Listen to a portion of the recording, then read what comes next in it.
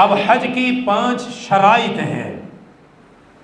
حج کی کتنی شرائط ہے؟ 5 شرائط ہیں حج کی. نمبر 1 مسلمان ہونا. حج مسلمان پر ہے، غیر مسلم پر حج نہیں ہے.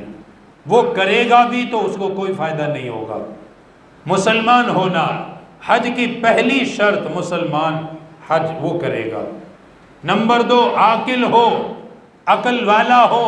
پاگل، مجنون، دیوانہ، اس پہ حج فرض نہیں ہے، چاہے اس کے پاس حج کرنے کی استطاعت موجود ہو، پھر بھی نہیں ہے. ہاں کوئی سنبھالنے والا ہو تو لے جائے تو ثواب ہے، اللہ اجر دے گا. ہو سکتا ہے اس کی برکت سے اللہ اس کی عقل بھی ٹھیک فرما دے. اکیلا نہیں جا سکتا، اس لیے اس اکیلے پہ فرض نہیں ہے. کوئی لے جائے تو جا سکتا.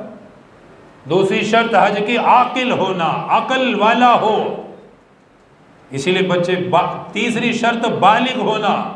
بالغ آدمی، بالغ عورت، اس پہ احکام ضروری فرض ہوتے ہیں.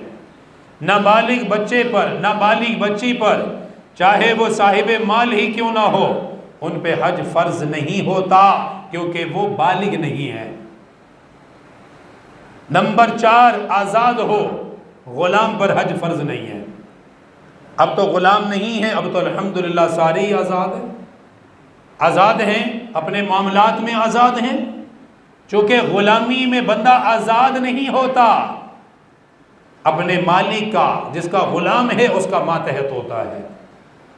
تو شریعت کتنی رعایت کرتی ہے، شریعت کتنی سہولت دیتی ہے کہ بھئی وہ تجھے اجازت نہیں دیتا تو تجھ پہ حج بھی اللہ نے فرض نہیں کیا ہے. تو آزاد نہیں تو حج بھی تجھ پہ فرض نہیں ہے.